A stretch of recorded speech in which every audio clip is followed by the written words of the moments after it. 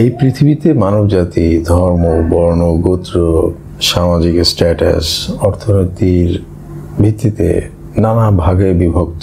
এখন এই যে বিভক্ত জাতি বা গোষ্ঠী, এরা নানা সময় নানা কারণে দ্বন্দ্বে লিপ্ত হয় এবং সেই দ্বন্দ্বের প্রধান কারণগুলো হচ্ছে তাদের বিশ্বাস এবং স্বার্থ সংশ্লিষ্ট বিষয়।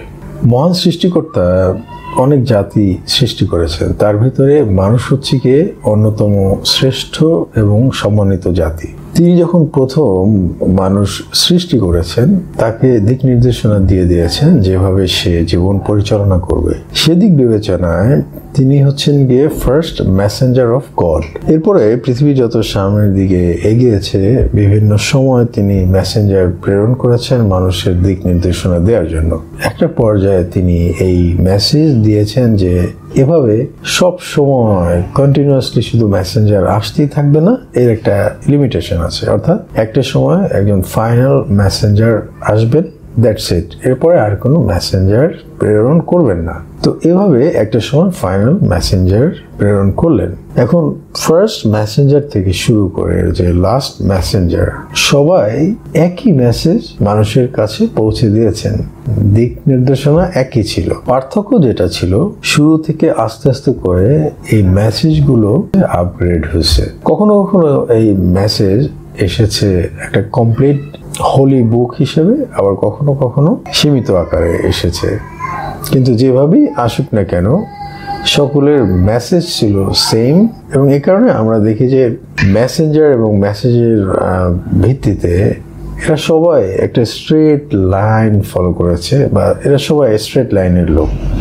অর্থাৎ ফার্স্ট মেসেঞ্জার থেকে লাস্ট মেসেঞ্জার একেবারে স্ট্রেট লাইন, এখানে কোনো বিচ্যুতি নাই। কিন্তু যে বিষয়টা হয়েছে যে বিভিন্ন সময় কোন একজন মেসেঞ্জারের উপস্থিতিতে অথবা তার এই পৃথিবী থেকে চলে যাওয়ার পরে তার যে ফলোয়ার্স আছে তারা মডিফাই হয়ে গিয়ে, পথচ্যুত হয়ে গিয়ে নতুন নতুন ধারা তৈরি করেছে। তো সেই প্রায় শুরু থেকে আস্তে আস্তে এভাবে নানা ধারা সৃষ্টি হয়েছে, যেগুলো মূল যে স্ট্রেট লাইন থেকে বিচ্যুত। তো আজকে যদি আমরা দেখি, সর্বশেষ যে মেসেঞ্জার, তিনি আজ থেকে প্রায় ১৫০০ বছর আগে এই পৃথিবী থেকে বিদায় নিয়েছেন। কিন্তু আজকে যেটা দেখি যে নানা সময় যে বিচ্যুত হয় নতুন নতুন যে ধারা সৃষ্টি হয়েছে, সবগুলো ধারাকে যদি আমরা দেখি, সেক্ষেত্রে এটা পরিষ্কার যে ফার্স্ট মেসেঞ্জার থেকে শুরু করে যে ধারাটা চলে আসছে, সেই ধারাটা এখনো চলমান। অর্থাৎ স্ট্রেট লাইনে একটা ধারাই এক্সিস্ট করে এবং বাকি যে ধারাগুলো বিচ্যুত হয়ে তৈরি হয়েছে, তারা এই স্ট্রেট লাইনে এক্সিস্ট করে না। তো এই জায়গা থেকে মানব জাতির ভবিষ্যৎ কি? সৃষ্টিকর্তা তার ইচ্ছা অনুযায়ী একটা সময় পরে এই হিউম্যান সিভিলাইজেশন ধ্বংসপ্রাপ্ত হবে, তারপরে আবার সকল মানব জাতির পুনরুত্থান হবে বিচারের সম্মুখীন হওয়ার জন্য। এরপরে বিচারের উপরে ভিত্তি করে মানুষের ফাইনাল ডেস্টিনেশন, যেখানে রিওয়ার্ড অথবা কমফোর্ট জোন হচ্ছে একটা, আর একটা হচ্ছে পানিশমেন্ট এবং সাফারিং জোন। অর্থাৎ আমরা যদি একটা জিনিস খেয়াল করে দেখি, এই পৃথিবীতে মানুষের জীবন আর লাইফ আফটার ডেথ একটা সিগনিফিক্যান্ট ডিফারেন্স আছে। সেটা হচ্ছে life after death, day of জাজমেন্টের পরে মানুষের অনলি দুইটা ডেস্টিনেশন। একটা হচ্ছে গিয়ে যে বিচারে সম্মুখীন হওয়ার পরে যদি কপাল ভালো হয় তাহলে রিওয়ার্ড এবং কমফোর্ট জোন, আর যদি কপাল খারাপ হয় তাহলে পানিশমেন্ট এবং সাফারিং জোন। এর বাইরে আর কোনো অপশন নাই। কিন্তু এই পৃথিবীতে মানুষের আর্থিক অবস্থার উপর ভিত্তি করে হতদরিদ্র, দরিদ্র, নিম্ন মধ্যবিত্ত, মধ্যবিত্ত, উচ্চ মধ্যবিত্ত, ধনী, অতি ধনী, সুপারিশ, যাই হোক না কেন, ক্লাসিফিকেশন যাই হোক না কেন, মানুষ, নিচু শ্রেণীর মানুষের সাফারিং সহ তারা সার্ভাইভ করার একটা পরিস্থিতি আছে ডাল ভাত খেয়ে কোনোভাবে। কিন্তু লাইফ আফটার ডেথ, এই জায়গায় কোনো ডাল ভাত খেয়ে কোনোভাবে বেঁচে থাকার অপশন নাই। সঠিক বিচারের উপরে ভিত্তি করে হয়তো রিওয়ার্ড এবং কমফোর্ট জোন অথবা পানিশমেন্ট এবং সাফারিং জোন। এই যে লাইফ আফটার ডেথ যে বিষয়টা রয়েছে, যে ডে অফ জাজমেন্ট এবং সেই বিচারের উপর ভিত্তি করে দুইটা অপশন, এই জায়গাটার জন্য আমি সবচেয়ে শঙ্কিত এবং আতঙ্কিত। অর্থাৎ এই পৃথিবীতে আমাদের জীবনযাপন যেমনই হোক না কেন, এখানে আমরা যত ক্ষমতাবান হই না কেন, যত অন্যায় করি না কেন, এবং এই পৃথিবীতে অন্যায় করে পার পেয়ে গেলেও স্রষ্টার কাছে বিচারের সম্মুখীন হইতে হবে। আর সেই বিচার হবে নিখুঁত। এবং এরপরে অনলি দুইটা অপশন, মাঝামাঝি কোনো ডাল ভাত খাওয়ার অপশনটা নাই। এই জিনিসটা যেহেতু এইটা একেবারে নিশ্চিত একটা ব্যাপার যে স্রষ্টার কাছে বিচারের সম্মুখীন হওয়া, এবং এরপরে অনলি দুইটা অপশন, এই বিষয়টার উপরে ভিত্তি করে আমাদের প্রত্যেককে ব্যক্তি নিজেকে সেভ করার জন্য এই পৃথিবীর জীবনটা খুবই গুরুত্বপূর্ণ, এবং এখানে কি করা হচ্ছে সেটা খুবই গুরুত্বপূর্ণ। বিশেষ করে স্ট্রেট লাইনের উপরে বলবৎ থাকাটা খুবই গুরুত্বপূর্ণ, বা স্ট্রেট লাইনে বলবৎ থাকার প্রচেষ্টাটা খুবই গুরুত্বপূর্ণ। যেমন আমি স্ট্রেট লাইনের যে গাইডলাইন বা যেই অ্যাক্টিভিটিসগুলো সেটা আমার করা হচ্ছে না, আমি সেটা করতে ব্যর্থ, কিন্তু আমি এই স্ট্রেট লাইনে সামহাও সাইডে কোনোভাবে ঝুলে আছি এবং সৃষ্টিকর্তার কাছে তার করুণা এবং দয়া প্রত্যাশী। কারণ অন্যায়ের ভিতরে নিমজ্জিত আছি, এমন কোনো ভালো কাজ করছি না যার মাধ্যমে একেবারে বুক ফুলে স্রষ্টার সামনে দাঁড়িয়ে হিসাব নিকাশ বিচার আচার করে একেবারে কনফিডেন্টের সাথে আপনার রিওয়ার্ড এবং কমফোর্ট জোনে যাওয়ার মতো অবস্থা আমার নাই। আমি শঙ্কিত, আমি আটকে যেতে পারি। সেই কারণে স্ট্রেট লাইনের পুরো গাইডলাইন ফলো করা এটা আমার ব্যর্থতা সম্ভব না হলো স্ট্রেট লাইনের কোনো না কোনো একটা জায়গায় এক্সিস্ট করা, এটা হচ্ছে গিয়ে মূল বিষয়।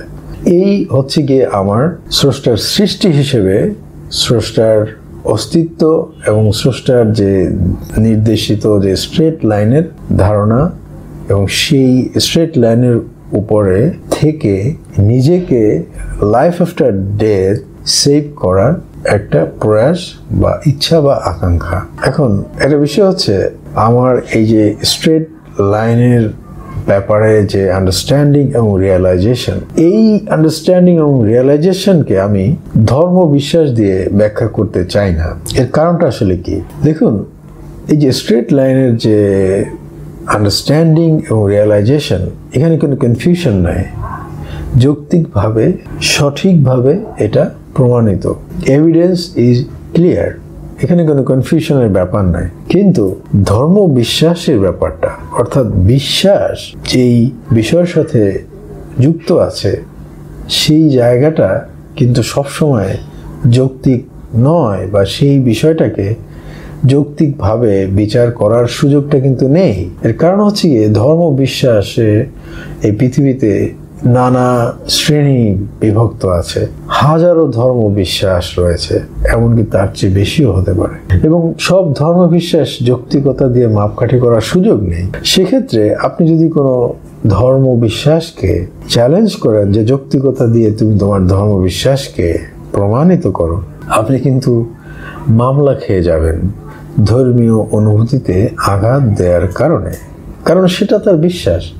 আপনি সেই জায়গাতে যৌক্তিকতা প্রত্যাশা করতে পারেন না, বা তার কাছে যৌক্তিকতা দাবি করতে পারেন না, কারণ ওইটা তার বিশ্বাস। বিশ্বাস যে কোনো কিছু হতে পারে। আপনি বিশ্বাস করতে পারেন এই পৃথিবীতে ডাইনোসর এক্সিস্ট করে, এটা আপনার বিশ্বাস, কিন্তু আপনাকে এইটা যদি আপনার বিশ্বাস হয়ে থাকে, আপনার এই বিশ্বাসের যৌক্তিকতা না দিলেও কোনো অসুবিধা নেই, আপনি এই বিশ্বাস নিয়ে এক্সিস্ট করতে পারবেন। এবং কেউ যদি আপনার এই বিশ্বাসকে চ্যালেঞ্জ করতে চায়, আপনি বলতে পারেন যে আমার বিশ্বাসে সে আঘাত করেছে, বলার সুযোগটা থাকে। এই কারণে আমি আমার যে স্ট্রেট লাইনের যে আন্ডারস্ট্যান্ডিং এবং রিয়েলাইজেশন, সেই জায়গাটাকে আমি ধর্ম বিশ্বাস দিয়ে ব্যাখ্যা করতে চাই না, এবং আমি মনে করি না এই ধর্ম বিশ্বাস দিয়ে এটা ব্যাখ্যা করার প্রয়োজন আছে। এবং এই জায়গায় আরো একটা বিষয় পরিষ্কার যে স্ট্রেট লাইনের যে আন্ডারস্ট্যান্ডিং এবং রিয়েলাইজেশন, এখানে কিন্তু কোনো দ্বন্দ্বের অস্তিত্ব নেই। কিন্তু আপনি ধর্ম বিশ্বাসের জায়গায় যদি যান, সেখানে কিন্তু দ্বন্দ্বের অস্তিত্ব আছে। এর কারণ হচ্ছে গিয়ে আমি যে স্ট্রেট লাইনের যে আমার যে আন্ডারস্ট্যান্ডিং এবং রিয়েলাইজেশন, আপনি এটা নিয়ে আমার সাথে দ্বন্দ্বে লিপ্ত হতে পারবেন না। তার কারণ হচ্ছে গিয়ে আপনি যদি মনে করেন যে আমার এই আন্ডারস্ট্যান্ডিং এবং রিয়েলাইজেশন সঠিক নয়, আমি আপনাকে বলবো প্লিজ গিভ ইউর এক্সপ্লানেশন, আমাকে আপনি বোঝান, সুন্দরভাবে আপনি বোঝান, এক্সপ্লেইন করে যে আমার এই ধারণাটা সঠিক নয়, সঠিক ধারণা কোনটা, যৌক্তিকতা দিয়ে আপনি আমাকে প্রমাণ দিন। কিন্তু ধর্মবিশ্বাসের ক্ষেত্রে কিন্তু এইটা বলার সুযোগ নেই যে যৌক্তিকতা দিয়ে আপনি প্রমাণ দিন, কারণ সেটা বিশ্বাস, ফেথ। আপনি সেটা যা কিছু বিশ্বাস করেন সেটা আপনার বিশ্বাস, এবং আপনাকে কেউ চ্যালেঞ্জ করতে পারবে না। তাহলে সেই আপনার ধর্মবিশ্বাসে আঘাত বা অনুভূতিতে, আপনার যে অনুভূতিতে আঘাত করা হবে, এবং সেখানে একটা মামলা খেয়ে যাওয়ার সুযোগ থেকে যায়। অতএব এখানে কোনো কনফিউশন নেই, এখানে কোনো ক্ল্যাশ নেই, ঠিক আছে? যৌক্তিকতার মাধ্যমে আমি যেটা আন্ডারস্ট্যান্ড করেছি, আমার যেটা রিয়েলাইজেশন, দিস ইজ ফাইনাল। এবং এই জিনিসটা যদি কারো কাছে সঠিক মনে না হয়, সে যৌক্তিকতা দিয়ে আমাকে বোঝাতে পারে, কিন্তু এটা নিয়ে কোনো তর্ক বিতর্কের স্থান নেই। এখানে আরো একটা বিষয় হচ্ছে গিয়ে, এই স্ট্রেট লাইনটা সুন্দরভাবে এই পৃথিবীতে যত মেসেঞ্জার আছে তাদের স্বীকৃতি দিচ্ছে। অর্থাৎ যারা এই স্ট্রেট লাইনে এক্সিস্ট করে বা এই স্ট্রেট লাইনে বলবৎ আছে বা থাকতে চায়, তারা সকলেই সকল মেসেঞ্জারকে সম্মান করে, সকল মেসেঞ্জারকে স্বীকৃতি দেয়। কিন্তু স্ট্রেট লাইনের বাইরে আপনি যদি চলে যান, সেই জায়গায় কিন্তু দ্বন্দ্ব কলহটা শুরু হয়ে গেল। সেই জায়গায় কিন্তু কাকে কে স্বীকৃতি দেবে, কাকে কে স্বীকৃতি দেয় না, এই জায়গায় কনফিউশনে পড়ে যেতে হয়। আর ফাইনাল যে কথা হচ্ছে গিয়ে, যে একটা মানুষ তার যেহেতু ফাইনাল ডেস্টিনেশনটা একটা বিচারের ব্যাপার আছে, এবং সেখানে অনলি দুইটা অপশন, এবং প্রত্যেকটা মানুষকে যেহেতু এই বিষয়টা ফেস করতেই হবে, সেক্ষেত্রে স্ট্রেট লাইনে না থাকার কোনো অল্টারনেট নেই। কারণ তাহলে ওই ব্যক্তি নিজেই বিপদে পড়ে যাবে, তখন তার সাফারিং এবং পানিশমেন্টের সম্মুখীন হতে হবে। এখন জেনে বুঝে কোন ব্যক্তি আছে যে পার্মানেন্টলি সাফারিং এবং পানিশমেন্ট ফেস করতে চায়? নিশ্চয়ই কেউ চাবে না। আর সেই কারণে এই স্ট্রেট লাইনের যে আন্ডারস্ট্যান্ডিং এবং রিয়েলাইজেশনটা সবচেয়ে গুরুত্বপূর্ণ, এবং এই জায়গাটাতে কোনো ক্ল্যাশ বা কনফিউশনের কোনো সুযোগ নেই। একেবারে পরিষ্কারভাবে, সুন্দরভাবে মানুষের সঠিক দিক নির্দেশনার জায়গাটা হচ্ছে গিয়ে এই সরল পথে, স্ট্রেট পথে থাকার প্রচেষ্টা চালানো, এবং স্ট্রেট পথের যে দিক নির্দেশনা সেটা ফলো করা। আমি ব্যক্তিগতভাবে যে স্ট্রেট লাইনের যে গাইডলাইন বা দিক নির্দেশনা, তার 0.1% আমি ফলো করছি না। এটা আমার ব্যক্তিগত ব্যর্থতা, এবং আমি এই জন্য সৃষ্টিকর্তার কাছে ক্ষমা প্রার্থী, তার করুণা প্রত্যাশী। আমার বড় করে বলার কিছু নেই, তার করুণা এবং দয়া প্রত্যাশা করা ছাড়া। এখন আরেকটা কনফিউশন যেন না হয় যে আমি তাহলে নতুন ধর্মতত্ত্ব নিয়ে আসছি। না, আমি কোনো নতুন ধর্মতত্ত্ব আবিষ্কার করি নাই। আমি জাস্ট স্ট্রেট লাইনের কথা বলেছি, কোনো কারো নাম মেনশন না করে। বাট যারা এই স্ট্রেট লাইনে চলে আসছে, অর্থাৎ ফার্স্ট মেসেঞ্জার থেকে শুরু করে লাস্ট মেসেঞ্জার, এদের সবাই ছিল মুসলিম। আর এই স্ট্রেট লাইনটাকে বলা হয় ইসলাম।